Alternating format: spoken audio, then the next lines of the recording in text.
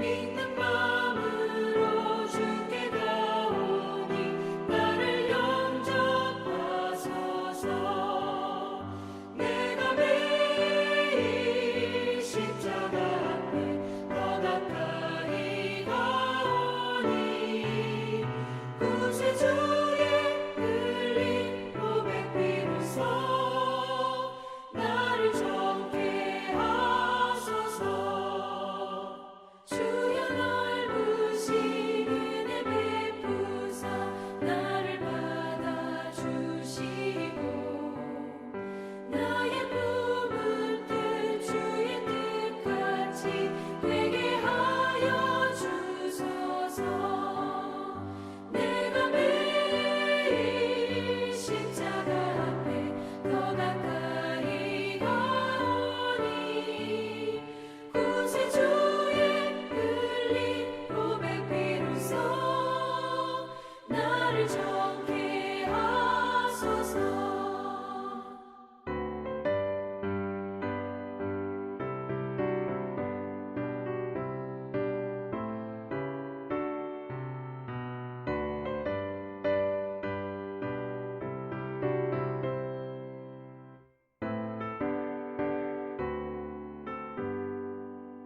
주의 보좌로 나아갈 때에 어찌하니 기쁠까. 주의 얼굴을 항상 배우니 더욱 친근합니다. 내가 매일 십자가 앞에 더 가까이 가오니 구세주의 흘린 보배 피로써 나를 정케 하소서. 우리 구주의 넓은 사랑을 증명할 자 없으며 주가 주시는 참된 기쁨도 헤아릴 수 없도다. 내가 매일 십자가 앞에 더 가까이 가오니 구세주의 흘린 보배 피로써 나를 정케 하소서.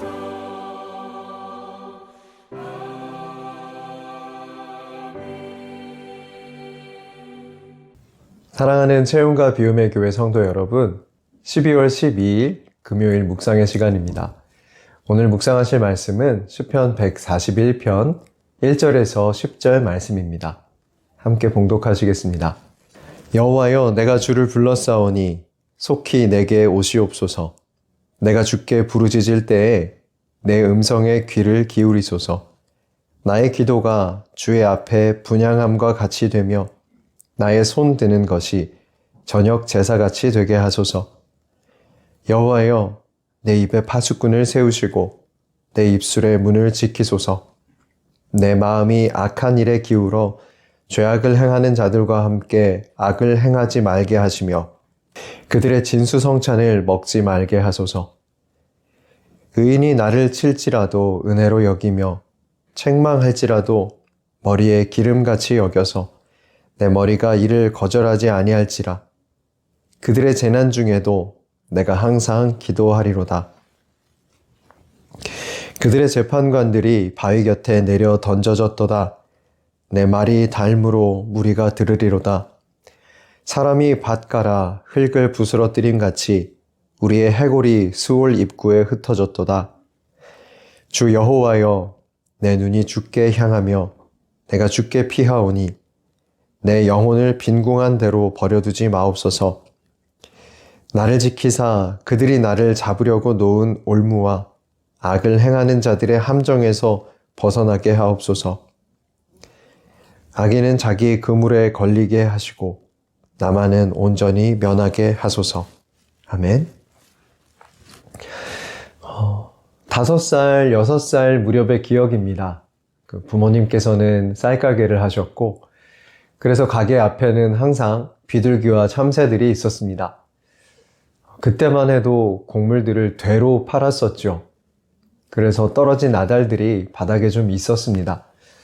창밖에서 곡식을 먹으려고 날아오다가 창문에 부딪혀서 기절하는 비둘기도 있었습니다.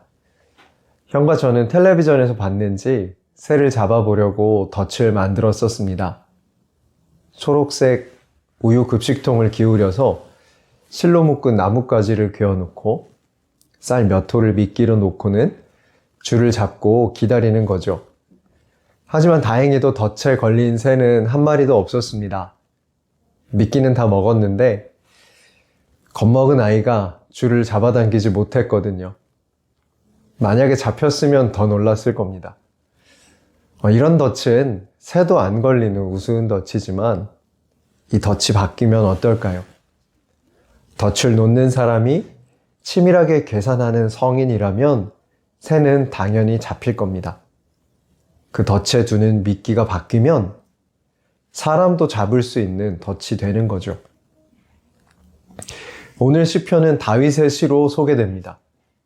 시 전체는 하나의 기도문으로 구성되어 있습니다. 1절에서 2절에서는 다윗은 하나님께 나의 기도를 들어달라고 호소하고 있습니다.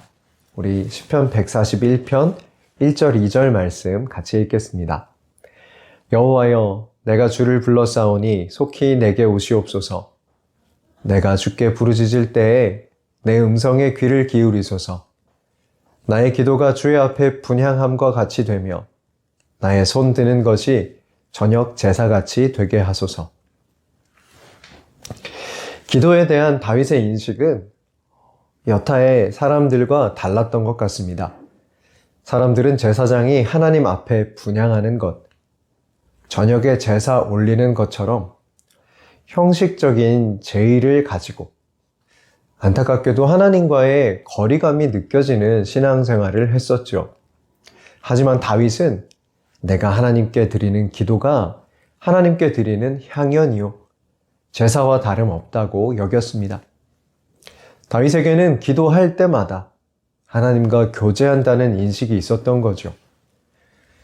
그분은 하늘 보좌에 계신 분이시지만 내가 손 내밀 때 오셔서 나의 기도를 들어주시는 분, 나를 사랑하시는 분이라는 인식이 다윗에게 있었던 겁니다. 성도의 기도가 기도를 분향으로 여기신다는 개념, 이 개념은 요한계시록에 등장합니다. 요한계시록 8장 4절 말씀 같이 읽겠습니다. 향연이 성도의 기도와 함께 천사의 손으로부터 하나님 앞으로 올라가는지라.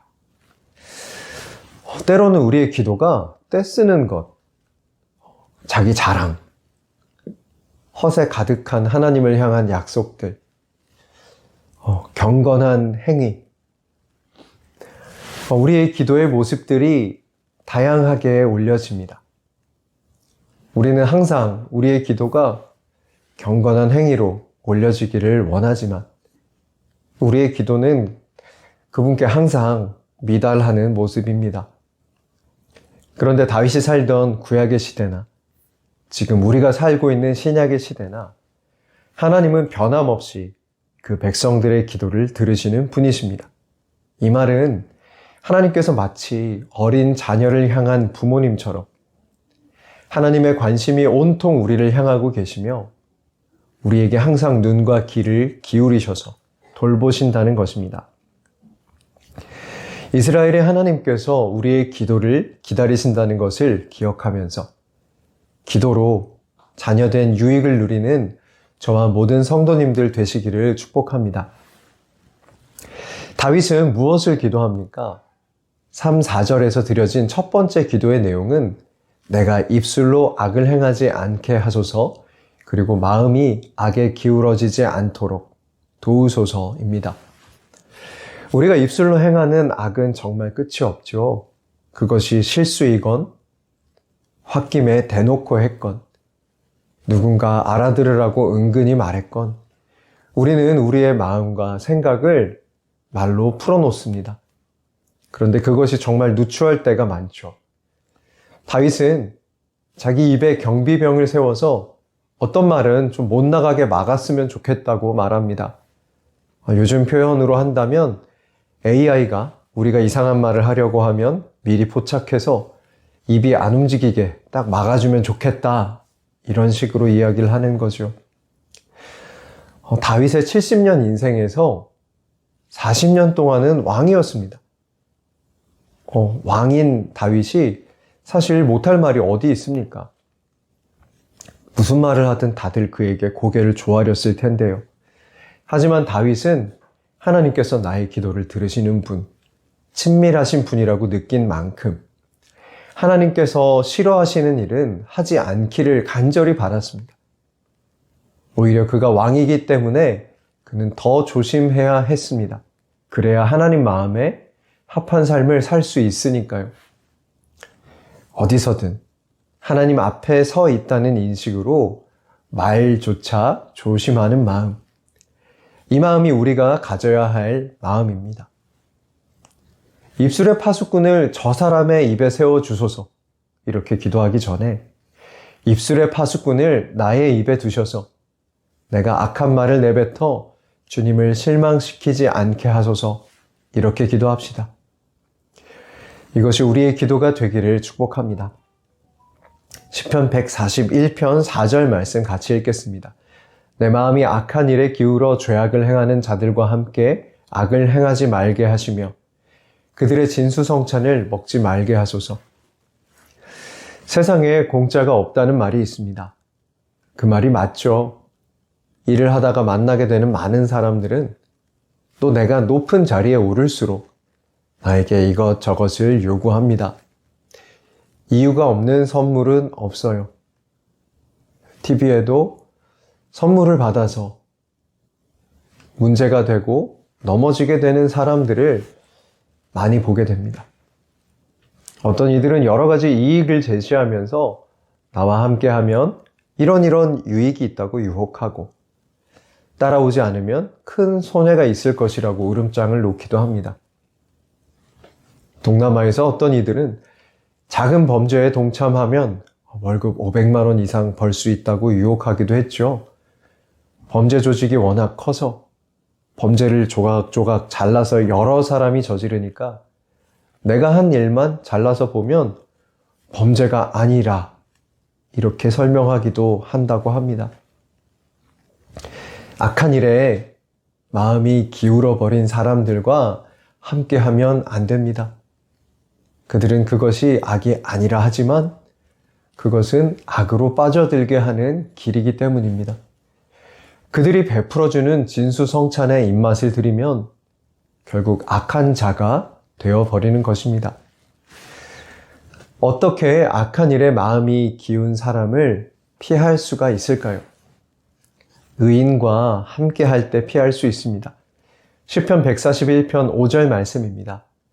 의인이 나를 칠지라도 은혜로 여기며 책망할지라도 머리에 기름같이 여겨서 내 머리가 이를 거절하지 아니할지라 그들의 재난 중에도 내가 항상 기도하리로다. 어떤 사람은 옆에 있으면 피곤합니다. 나를 사랑하는 마음을 가지고는 있는데 마음을 후벼 파는 이야기를 합니다.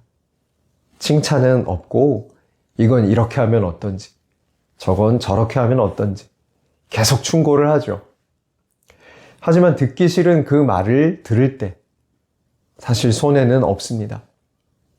다윗은 나를 사랑하는 의인의 말은 머리에 기름과 같다 라고 말을 합니다. 머리에 기름을 붓는 여러 가지 의미가 성경에 등장하지만 여기서는 축복의 의미로 보는 것이 좋겠습니다. 다윗은 악인들의 진수성찬은 눈이 휘둥그레지지만 결국은 나를 잡으려는 덫의 미끼일 뿐이고 의인들의 매는 아프지만 결국 나에게 축복이 된다는 것을 깨달았습니다. 지금 다윗은 어떤 상황에서 이 기도를 드리고 있을까요? 9절을 함께 보겠습니다. 나를 지키사 그들이 나를 잡으려고 놓은 올무와 악을 행하는 자들의 함정에서 벗어나게 하옵소서. 지금 다윗 앞에 이 악인들의 진수성찬이 펼쳐져 있는 것 같습니다. 그래서 그는 계속해서 되뇌이고 기도합니다. 저건 덫이야, 함정이야, 덥석 물었다가는 악인이 된다. 하나님으로부터 멀어진다. 그래서 하나님 나를 지키소서 기도하고 있는 것이죠. 하나님과 마음이 합한 자라는 평가를 받았던 다윗도 많은 유혹 속에서 마음이 흔들렸던 모양입니다. 의인들의 충고가 뼈아프고 싫었던 것 같습니다. 하지만 그래서 하나님께 기도합니다. 하나님 도와주소서. 악한 말조차 하지 않게 하소서. 마음이 악으로 기울지 않게, 그래서 악을 행하지 않게 하소서. 듣기 힘들어도 의인들의 충언을 따르게 하소서. 나의 의지로는 함정에 빠질 수밖에 없으니 하나님 지켜주소서.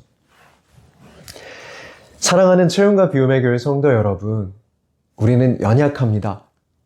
얼마나 많은 유혹에 빠지는지요. 얼마나 많은 유혹들이 우리를 넘어뜨리려고 하는지요.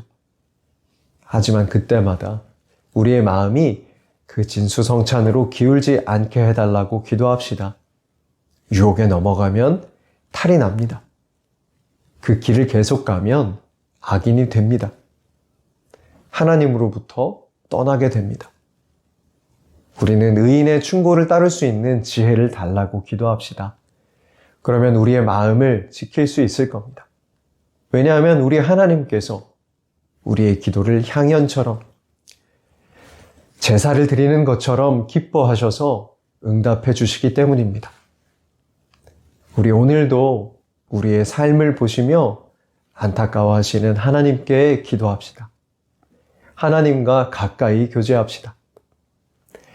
다음 묵상의 시간에 뵙겠습니다.